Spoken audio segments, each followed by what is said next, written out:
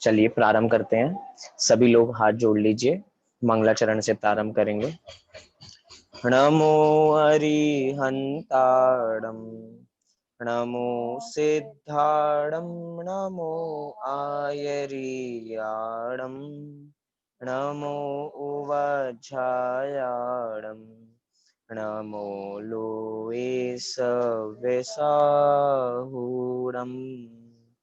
मंगलम भगवान वीरो, मंगलम गौतमो गणे, मंगलम कुंद कुंदाद्यो, जैन धर्मोस्तु मंगलम। सर्वमंगल मांगल्यम, सर्वकल्याणकारकम, प्रधानम सर्वधर्माणां, जैनम जयतु शासनम, जैनम जयतु शासनम।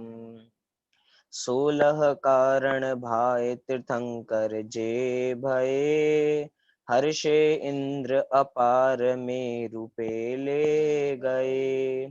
पूजा करी निज धन्य लख्यो बहु चावसो, हमहु षोडश कारण भावे भावसो।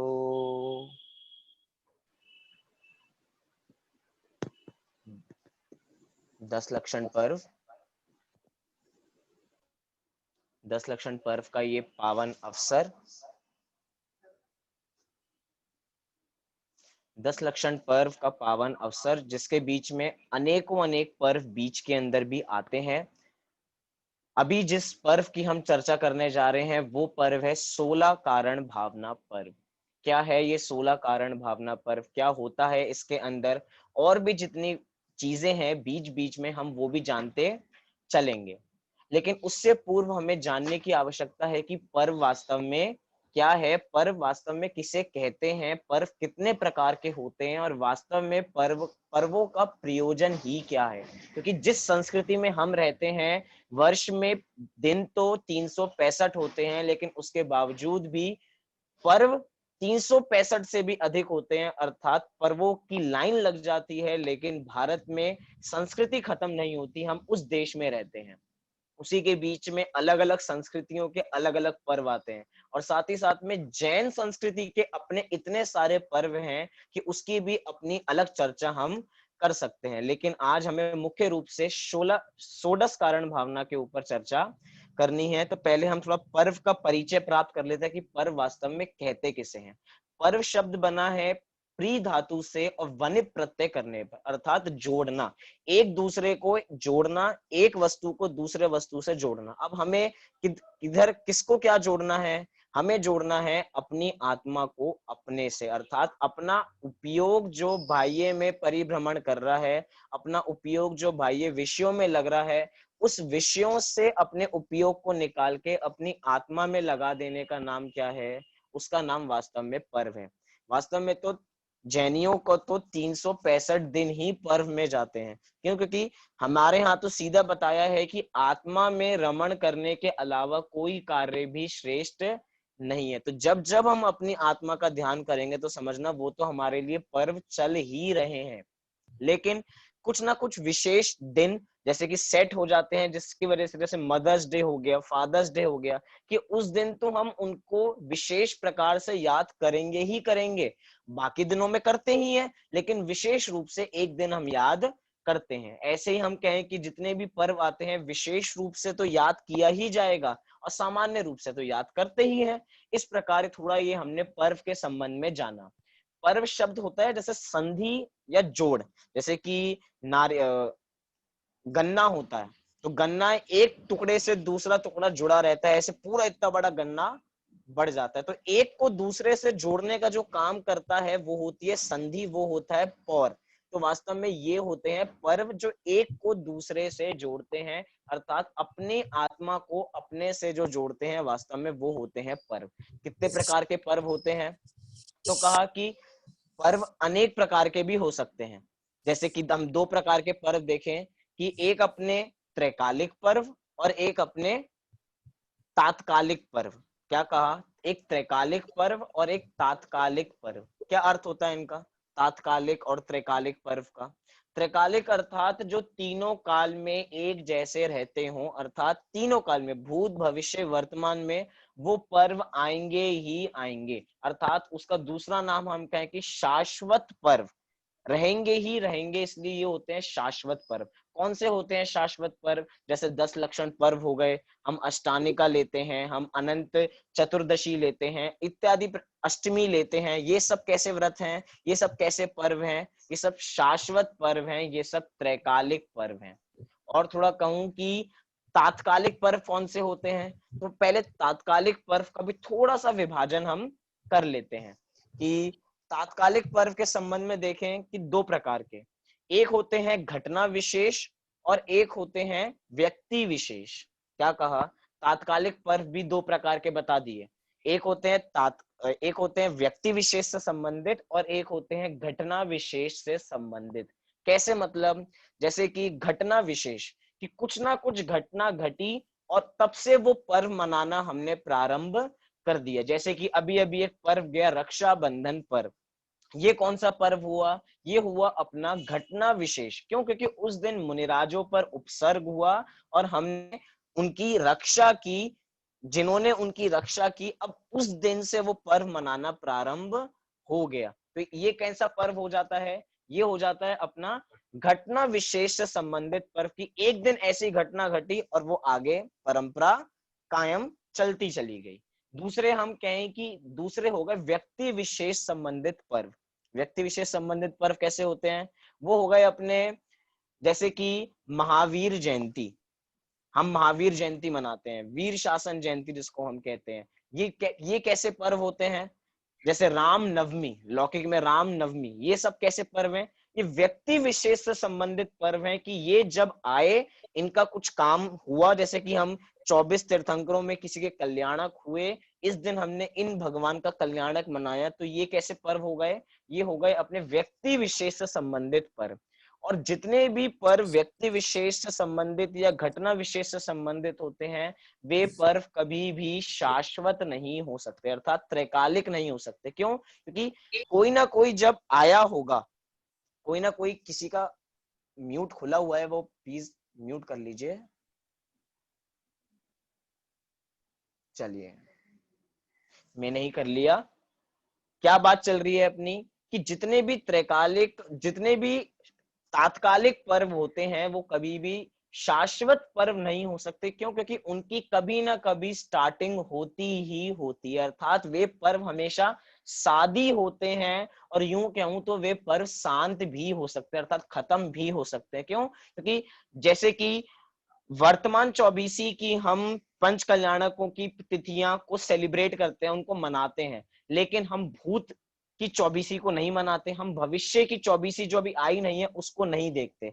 जैसे कि हम भूत को भूलते जा रहे हैं, ऐसे ही तात्कालिक पर्व किसी समय के बाद चले जाते हैं या उनको हम भूल जाते हैं और नए पर्व आ जाते हैं। लेकिन त्रैकालिक पर्व एक ऐसे पर्व होते हैं जो हमेशा सदा काल बने रहते हैं, उनको कोई कभी मिटा नहीं सकता है, इसीलिए उनको शाश्वत पर्व कहते हैं। यूं कहूं तो ये पर्व सार्वभौमिक और सार्वकालिक पर्व होते हैं। ये क्या दो शब्द बोल दिए, सार्वभौमिक और सार्वकालिक। सार्वभौमिक अर्थात सभी क्षेत्रों में मनाए जाते हैं और सार्वकालिक अर्थात सभी कालों में मनाए जाते हैं। ऐसा कोई क्षेत्र नहीं जहां पे ये पर्व ना मनाए जाते हैं, शाश्वत पर्व। और ऐसी कोई काल नहीं जहां पे त्रैकालिक पर्व, शाश्वत पर्व मनाए नहीं जाते हो। कौन से होते हैं ये पर्व?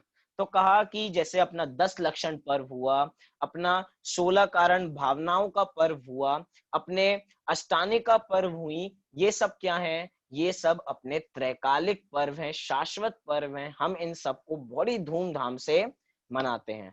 पर्वों के संबंध में ऐसा भी देखा जाता है कि अनेक अनेक दूसरी संस्कृतियों में देखा जाता है कि पर्व हमेशा खाने पीने से संबंधित होते हैं, कि हमने कुछ घर में बना लिया, दूसरों को खिला दिया, थोड़ी मौज मस्ती कर ली, बाहर होटलों में खाना खाने चले गए और यही हमारा पर्व हो गया। लेकिन वास्तव में इन पर्वों को महापर्व की उपाधि दी जाती है। महापर्व वास्तव में क्यों है? क्यों? क्योंकि इसमें खाना पीना नहीं किया जाता, बल्कि खाने पीने का त्याग किया जाता है। अर्थात ये तो वास्तव में त्याग के दिन है, संयम से रहने के दिन है, इसीलिए इनको महापर्व के नाम से भी जाना जाता है। हमें तो बात करनी है आज 16 कारण भावनाओं की। 16 कारण भावनाएं, जैसे कि 10 लक्षण पर्व 10 दिन के होते हैं, अष्टानेका पर्व 8 दिन की होती है, ऐसे ही ये 16 कारण भावनाएं 16 दिन की होती होंगी। सबको ऐसे ही संख्या के हिसाब से तो ऐसा ही होगा कि 10 लक्षण 10 दिन के आते हैं और अष्टानेका 8 दिन की आती हैं, तो 16 कारण भावनाएं 16 दिन की होती होंगी। ये हिसाब सही है, कोई हिसाब में गड़बड़ तो नहीं है। लेकिन ऐसा नहीं है। क्यों? क्योंकि जितना जितना हम 10 लक्षण पर्व से परिचित हैं, उतना ही हम 16 कारण भावनाओं के पर्वों से अपरिचित रह जाते हैं। क्यों? क्योंकि उसको हम विशेष रूप से सेलिब्रेट नहीं करते हैं, उसको नहीं मनाते हैं। लेकिन वास्तव में जब हम इसकी गहराई में जाएंगे तो हमें पता लगेगा कि ये पर्व वास्तव में कितना जरूरी है और इस पर्व को भी हमें मनाना चाहिए। ये पर्व पूरे 1 महीने का होता है, ना केवल 16 दिन का, पूरे 1 महीने का। यूं कहूं कि 31 दिन का ये पूरा पर्व होता है और ये पर्व अभी भी चल रहा है। वर्ष में 3 बार ये पर्व आता है। कितनी बार? 3 बार ये पर्व आता है और हमें पता ही नहीं लग पाता। कई बार हम असंयमित क्रियाएं कर रहे होते हैं, असंयम में रह रहे होते हैं, वो दिन पर्वों के होते हैं, हमें पता ही नहीं होता कि वास्तव में इन दिनों में पर्व चल रहे हैं। अब बताइए, ये हमारी कितनी बड़ी अज्ञानता है कि हमें अपने पर्वों के बारे में ही कुछ अता पता नहीं है। इसलिए थोड़ा सा हमें इनके बारे में पता होना चाहिए। कब कब होते हैं? तो कहा कि सबसे वर्ष में 3 बार आते हैं। तो भादो एकम से आश्विन वदी एकम तक ये आते हैं, अर्थात 31 दिन ये हुए। दूसरी बार माघ वदी एकम से फाल्गुन वदी एकम तक ये पर्व आते हैं। और कहूं कि चैत्रवदी एकम से वैशाख सदी एकम तक ये पर्व आते हैं, अर्थात 31 दिन के ये पर्व होते हैं। लेकिन सुविधा के अनुसार 16 कारण भावनाएं हैं, तो एक एक भावना को अगर 2-2 दिन दिए जाएं तो उस हिसाब से हम सुविधा के अनुसार इसको 32 दिन मनाते हैं। 32 दिन 16 कारण भावनाओं को भाते हैं। इस प्रकार हमने यहाँ पे थोड़ी सी प्रस्तावना रूप, थोड़ी सी स्टार्टिंग रूप में हमने जाना कि ये 16 कारण भावनाएं वास्तव में क्या होती हैं। 16 कारण भावना से होता क्या है, इसके संबंध में भी जानते हैं। 10 लक्षण पर्व से तो कर्मों की निर्जरा होती है, लेकिन 16 कारण भावनाओं को भाने से कर्मों का बंधन होता है। अर्थात एक तो कर्मों की निर्जरा के कारण है और एक पुण्य बंध के कारण है। क्यों? ऐसा क्यों? क्योंकि जो 10 लक्षण है, जो धर्म के 10 लक्षण है, वो आत्मा के लक्षण है। और जो 16 कारण भावनाएं हैं, उन 16 कारण भावनाओं को भाने से तीर्थंकर प्रकृति का बंध होता है। और तीर्थंकर प्रकृति का बंध सर्वोत्कृष्ट पुण्य प्रकृति है, और सर्वोत्कृष्ट पुण्य प्रकृति है तो पुण्य का बंध होगा, आश्रव होगा, कर्मों का आश्रव होगा। और कर्मों का आश्रव होगा तो वो बंधन होता है। इसीलिए 16 कारण भावनाओं को भाने से बंधन, और 10 लक्षण पर्व से क्या होगा? 10 लक्षण पर्व से कर्मों की निर्जरा होगी। अब कई लोग सोच सकते हैं कि हम बांधने वाली चीज क्यों पढ़ रहे हैं, हमें तो कर्मों से मुक्त होने वाली चीज पढ़नी है, हमें तो 10 लक्षण पर्वों के संबंध में जानना है, हमें बंधने वाली वस्तु के संबंध में नहीं जानना, हमें ऐसी भावनाएं नहीं भानी। लेकिन भैया, इनसे जो प्रकट होने वाला है वो है तीर्थंकर प्रकृति। क्या कहा? तीर्थंकर प्रकृति कर्म बंधती है इन 16 कारण भावनाओं को भाने से। जो लोग सोच सोच के इन 16 कारण भावनाओं को भाते हैं कि आज हमने एक भावना कर ली, 2 भावना कर ली, 3 भावना कर ली, तो उनको तीर्थंकर प्रकृति का बंध होता नहीं है। मतलब कि जिनका लक्ष्य तीर्थंकर प्रकृति बंद का होता है, उनको कभी भी तीर्थंकर प्रकृति नहीं बनती है। जिनका लक्ष्य स्व की ओर होता है और पर अर्थात संपूर्ण जगत की कल्याण की जिनकी दृष्टि होती है, उनको स्वतः ही तीर्थंकर प्रकृति का बंध हो जाता है। तत्वार्थ सूत्र महाशास्त्र में उमा स्वामी आचार्य ने 6वें अध्याय के 24वें सूत्र में आश्रव के कारण लिखे।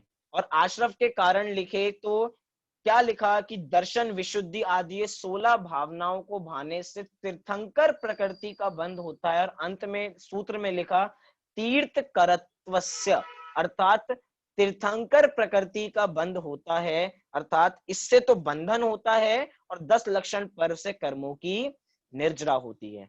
तो आइए, अगर आपने ध्यान से मंगलाचरण सुना हो तो उसमें 16 कारण भावना की जो पूजन है, जो पंडित ध्यानत राय जी द्वारा विरचित है। पंडित ध्यानत राय जी 200 वर्ष पूर्व, अर्थात 200 वर्ष पूर्व की ये पूजन लिखी हुई है। 16 कारण भावनाओं की पूजन है। तो देखते हैं उन्होंने क्या लिखा स्थापना के छंद में 16 कारण भावनाओं के संबंध में। देखिए, अगर आपके पास भी जिनेंद्र अर्चना हो तो आप लोग भी 137 पेज नंबर निकाल लीजिए, और जिनके पास नहीं हो वे सुन के ही इसका लाभ लेवें। क्या कहा? 16 कारण भाई तीर्थंकर जे भये। क्या कह रहे हैं पहली पंक्ति में? 16 कारण भाई तीर्थंकर जे भये, अर्थात जो 16 कारण भावनाओं को भाता है वो तीर्थंकर बन जाता है। अर्थात 16 कारण भावनाओं को भाने से तीर्थंकर प्रकृति का बंध प्रारंभ हो जाता है और तीर्थंकर बन भी जाते हैं। हर्षे इंद्र अपार में रूपे ले गए। क्या कह रहे हैं? हर्षे इंद्र अपार, अर्थात जो तीर्थंकर अब हो चुके हैं, अब जो जो उनका पंच कल्याणक होते हैं उसके अंदर उनको मेरु पर्वत पे लेके जाया जाता है, सुमेरु पर्वत पे लेके जाया जाता है, उनका अभिषेक किया जाता है। तो क्या कह रहे हैं? हर्षे इंद्र अपार मेरु पे ले गए, कि सारे इंद्र उनको कहाँ ले गए? मेरु पर्वत पर ले गए। इतने प्रसन्न हैं सभी इंद्र कि वे उनको मेरु पर्वत पर ले गए। फिर क्या कह रहे हैं? पूजा करी निज धन्य लख्यो बहु चावसो।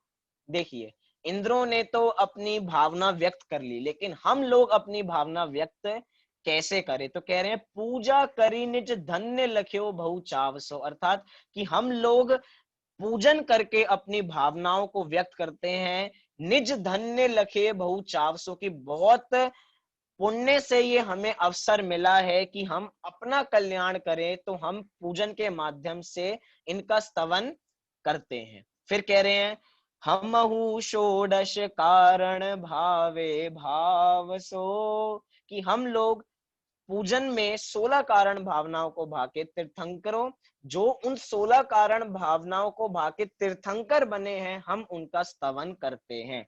देखिए, 16 कारण, थोड़ा सूक्ष्मता से थोड़ा विचारना। कभी भी हम लोग पुण्य की पूजा नहीं की जाती। क्या?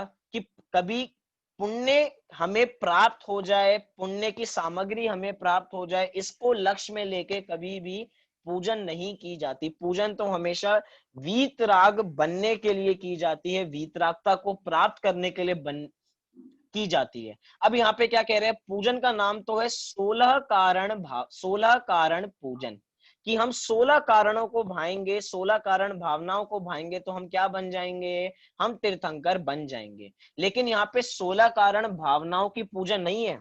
ध्यान से रिपीट कर रहा हूं, यहाँ पे 16 कारण भावनाओं की पूजन नहीं है। यहाँ पर 16 कारण भावनाओं को भाके जो तीर्थंकर बन गए हैं उनकी पूजन की जा रही है। क्या अंतर हुआ इसमें? भैया, हमारे यहाँ पुण्य की पूजन नहीं की जाती, हम तो पुण्य और पाप दोनों को ही जुहोमी, अर्थात विसर्जित करते हैं, कि पुण्य, पाप तो बुरा है ही है, साथ में पुण्य भी बुरा है। चाहे वो नाम कर्म की प्रकृतियों में तीर्थंकर नाम प्रकृति सर्वोत्कृष्ट प्रकृति हो, अर्थात सर्वोत्कृष्ट पुण्य प्रकृति कोई होगी तो तीर्थंकर नाम कर्म की प्रकृति है, हम उसको भी उपादेय नहीं बताते हैं। क्यों? क्योंकि तीर्थंकर प्रकृति कोई अच्छी प्रकृति नहीं है।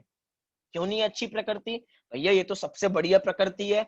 कुछ भी हो, है तो बंधन ही। आज उमा स्वामी आचार्य देव ने भी तत्वार्थ सूत्र में 6ठे अध्याय में, अर्थात जहाँ पे आश्रवों की बात की, आश्रव आश्रव और बंध वास्तव में संसार में परिभ्रमण कराने वाले हैं, इसीलिए हम उसकी भावना नहीं बाते हैं। और जो वास्तव में तीर्थंकर भी बनते हैं वो सोच सोच के तीर्थंकर नहीं बनते कि मुझे आज इतनी भावनाएं भानी है, आज मैंने दर्शन विशुद्धि भावना भाली, आज मैंने विनय संपन्नता नाम की भावना भाली, आज मैंने शील व्रतेषु अनतिचार भावना भाली, तो अब मेरा काम हो गया।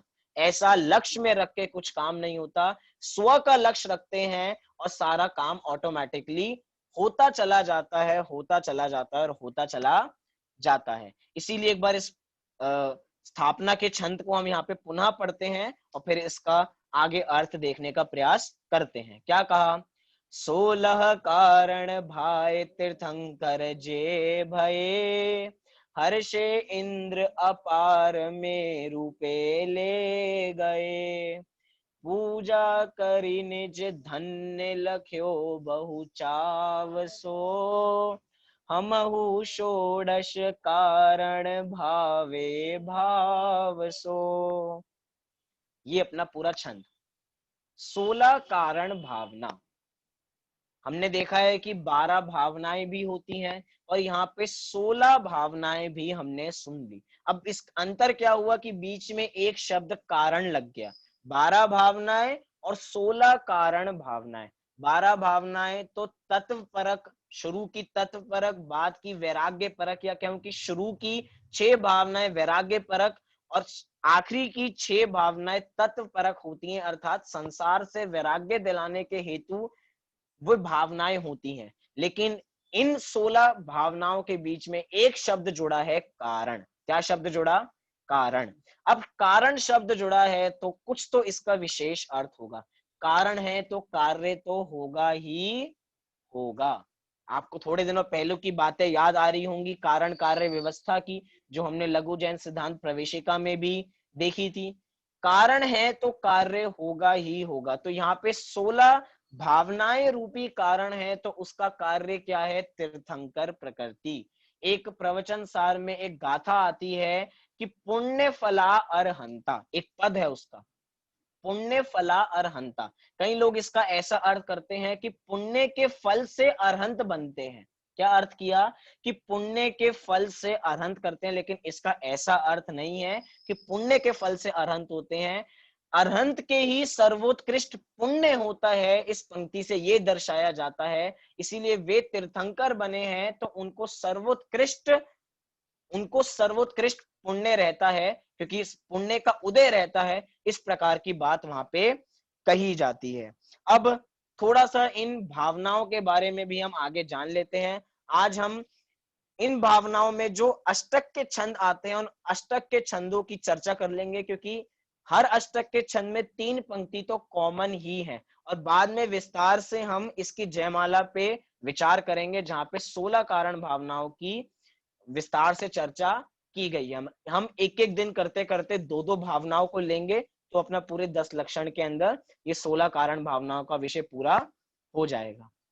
आइए सबसे पहले हम जल का छंद देखते हैं, जहां पे 3 पंक्ति कॉमन है। क्या है?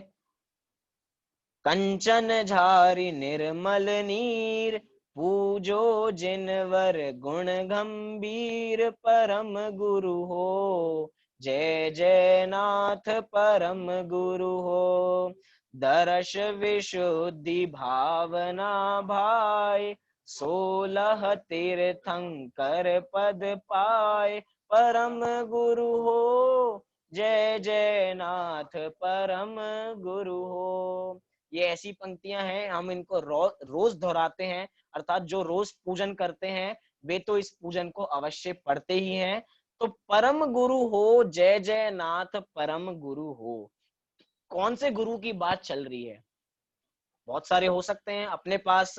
हम देखें कि हम 5 परमेष्ठियों को तो जानते हैं, अरहंत, सिद्ध, आचार्य, उपाध्याय और साधु। ये अपने पास 5 परमेष्ठि। इसमें से अरहंत और सिद्ध क्या है हमारे? वो तो अपने देव हैं। और आचार्य, उपाध्याय, साधु ये क्या है? ये हमारे गुरु हैं।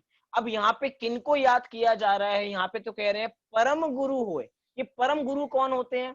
तो परम गुरु होते हैं अपने अरहंत, अर्थात जो अरहंत होते हैं वे ही परम गुरु होते हैं। इसी को तत्वार्थ सूत्र में अरहंतों को ही स्नातक मुनिराज के नाम से भी कहा गया। मुनिराज के भी प्रकार होते हैं कि पलुक, जो 5 प्रकार इसके अंदर बताए गए हैं कि पुलाक, वकुश, कुशील, निर्ग्रंथ और स्नातक मुनिराज।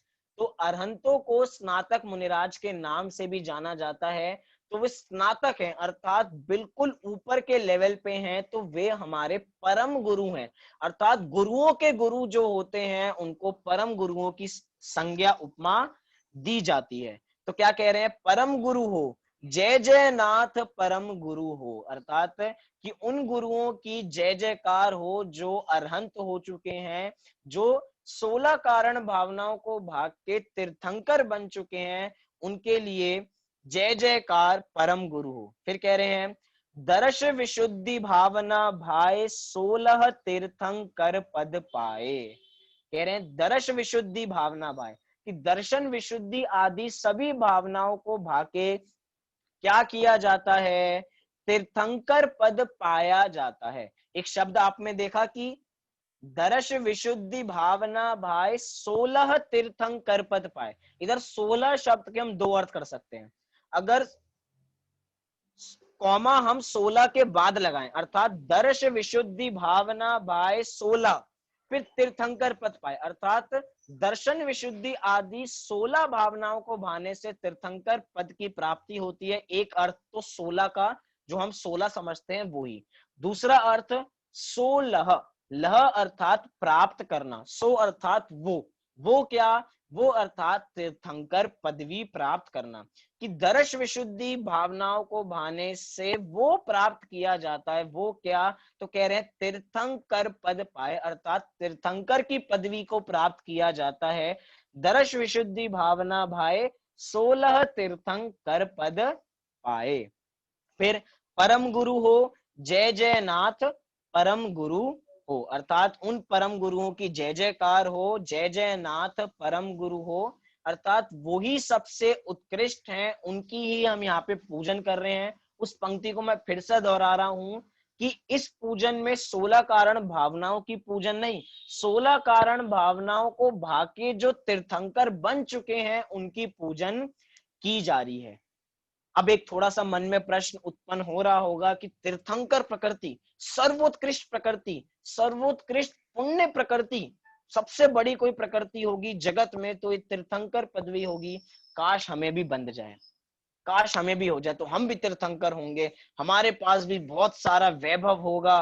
वो जो अंतरंग और बहिरंग लक्ष्मी होती है, अंतरंग लक्ष्मी की खबर नहीं, लेकिन लक्ष्य अभी क्या, बहिरंग लक्ष्मी की, इतनी सारी बहिरंग लक्ष्मी होगी, दिव्य ध्वनि खिलेगी, सब लोग सुनने आया करेंगे, एक समो शरण लगेगा, देव चवर डोलारे होंगे, इतना सब कुछ हमारे साथ होगा।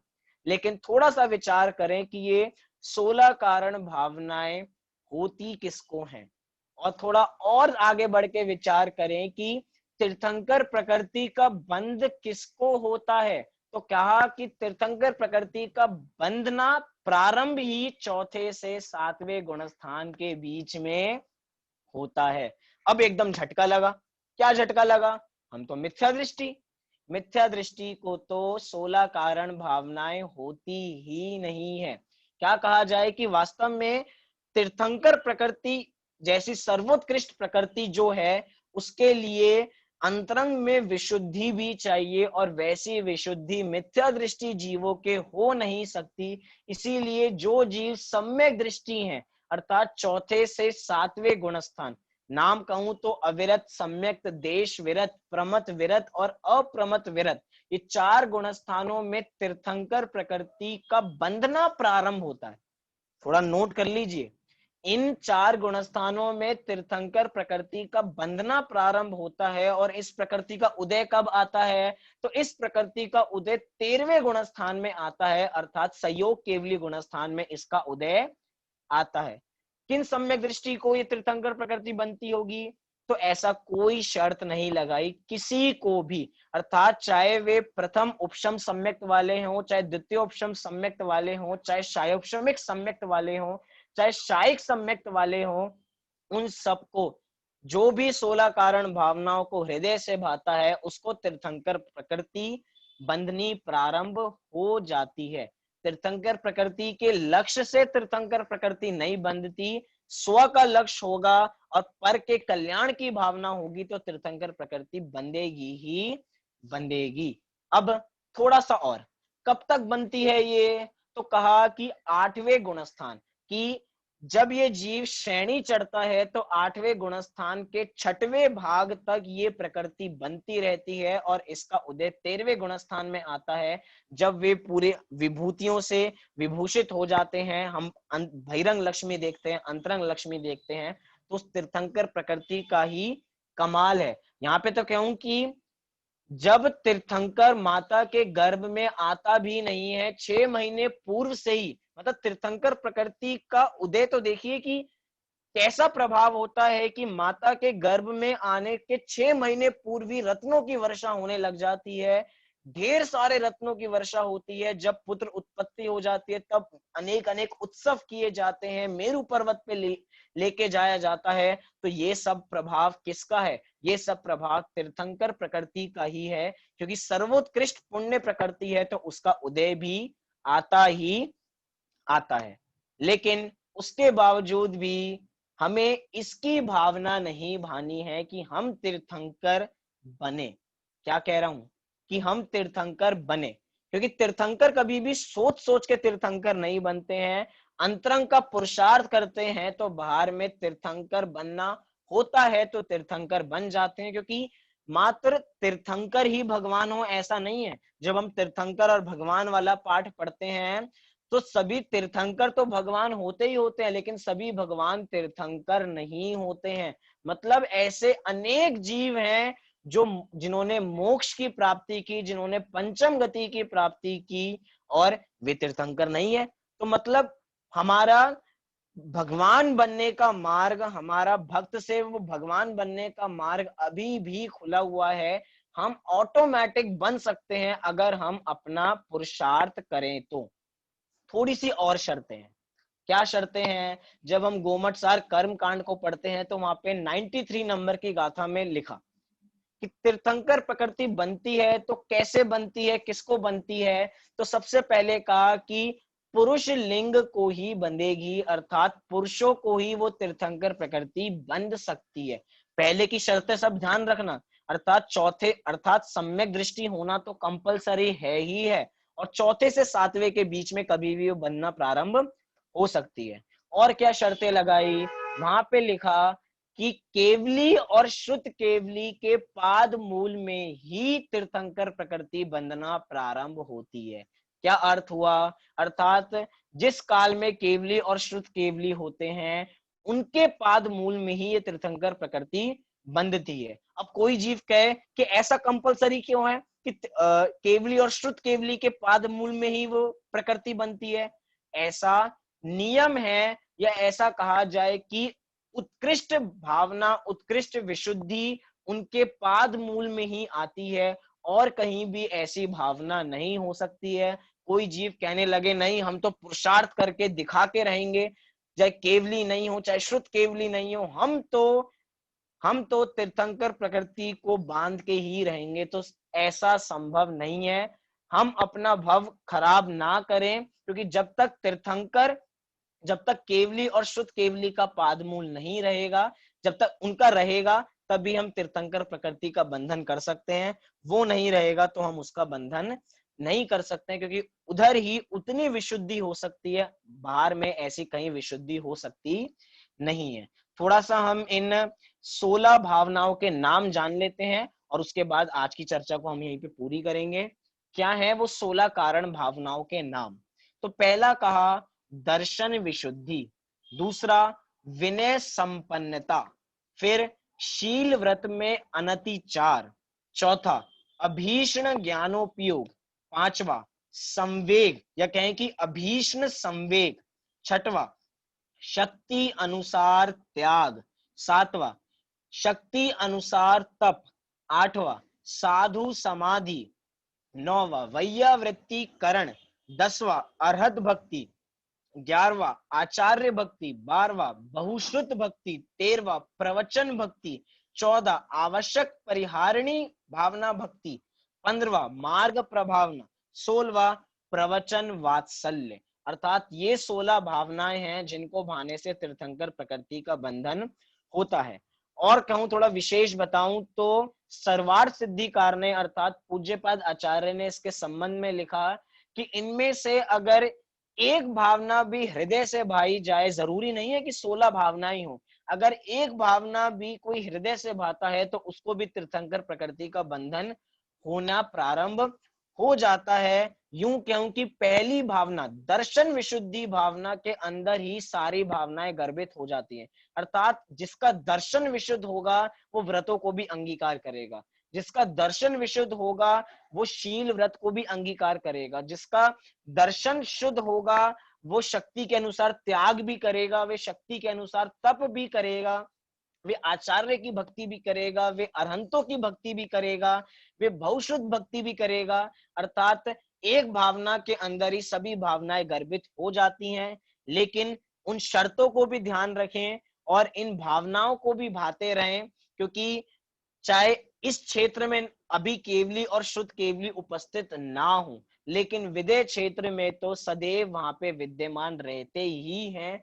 इसीलिए उनके पाद मूल में भी तीर्थंकर प्रकृति का बंधन प्रारंभ हो सकता है, होता है, ऐसा हम कह सकते हैं। और कहें कि पंचम काल में भी, पंचम काल को जितना हम दोष देते हैं, पंचम काल में भी, पंचम काल की शुरुआत में भी तीर्थंकर प्रकृति का बंधन संभव था। कैसे कह सकते हैं? क्योंकि उस समय में भी जिस समय केवली थे वो पंचम काल की शुरुआत तक भी रहे, क्योंकि बंधना तो प्रारंभ हो गया था, बाद में श्रुत केवली भी हुए, 5 श्रुत केवली, जिसमें भद्रभाऊ को भी देखते हैं, हम सुधर्माचार्य जी को भी देखते हैं, हम जम्बू स्वामी जी को भी देखते हैं, सब श्रुत केवली हुए। अर्थात इनके पाद मूल में भी रहकर तीर्थंकर प्रकृति का बंधन पंचम काल में भी हो सकता है, ऐसा हम कह सकते हैं। और अपनी भावना तो ये है कि हम तीर्थंकर बने या नहीं बने, लेकिन इन पर्वों को अपने अंदर, इन पर्वों की सार्थकता ये है कि हम अपने पूरा उपयोग यहीं पे केंद्रित करें, अर्थात अपने उपयोग को बाहर नहीं भ्रमाएं। मैंने कुछ थोड़ी सी बातें और लिखी थी कि अभी अपने पास 5 मिनट का समय है, अगर थोड़ी सी बातें और देखें कि वास्तव में पर्वों के संबंध में बात चल रही है, तो अपने में तो जैनियों में इतने पर्व आते हैं, इतने पर्व की अभी 10 लक्षण पर्व हैं, इसी समय में 16 कारण भावनाओं के भी पर्व चल रहे हैं। और बात कहूं तो अभी पुष्पांजलि व्रत अर्थात 5 दिन का ये पर्व, अर्थात 10 लक्षण की शुरुआत, अर्थात पहले आज के दिन से नवमी तक ये 5 दिन का व्रत होता है, जिसके अंदर हम भगवान को पुष्प शेपण करते हैं। अर्थात पुष्प शेपण से मतलब वो पीले चावल शेपित करते हैं और उन व्रतों को अंगीकार करते हैं। और कहूं तो इसी के अंदर एक और पर्व आते हैं, रत्नत्रय व्रत, ये भी एक पर्व है। ये कब आते हैं? तो 10 लक्षण के अंतिम 2 दिन, अंतिम 2 दिन और 10 लक्षण के एक अगला दिन, अर्थात त्रयोदशी से लेकर 3 दिन लगा लीजिए, तब तक पूर्णिमा तक ये रत्नत्रय पर्व आते हैं। अर्थात पर्वों की कोई कमी नहीं है। बीच में सुगंध दशमी भी आती है और अभी जो पर्व आएगा क्षमावाणी पर्व भी आता है। इतने सारे पर्व हैं, इतने सारे पर्व हैं। एक तरीके से अपना उपयोग तो अपनी आत्मा में केंद्रित होना चाहिए। और बात बात बातें तो और भी हो सकती हैं, लेकिन जितनी बातें हमने यहाँ पे की उतनी पर्याप्त हैं। हम 16 कारण भावनाओं की चर्चा नियम रूप से आगे करते चले जाएंगे। कल सुबह हम 2 भावनाओं को लेंगे, फिर ऐसे आगे 2 भावनाओं को और लेंगे। इस प्रकार का पूरा कार्यक्रम रहेगा। और शाम को अपना 8 से 9 बजे तक हम 10 लक्षण अर्थात धर्म के जो 10 लक्षण हैं उन पे चर्चा करेंगे। एक एक दिन एक एक धर्म की चर्चा करते जाएंगे। तो आज शाम को उत्तम क्षमा के ऊपर हम चर्चा करेंगे। अभी के लिए हम अपनी बात को पूरी करते हैं, इस छंद का पाठ करके अपनी बात को पूरी करेंगे। 16 कारण भाय तीर्थंकर जे भये, हर्षे इंद्र अपार मेरु पे ले गए। पूजा करी निज धन्य लख्यो बहु चावसो, हमहु षोडश कारण भावे भाव सो। अभी की बात को यहीं पे पूरी करते हैं। सभी लोग 9 बार नमोकार मंत्र का पाठ करेंगे।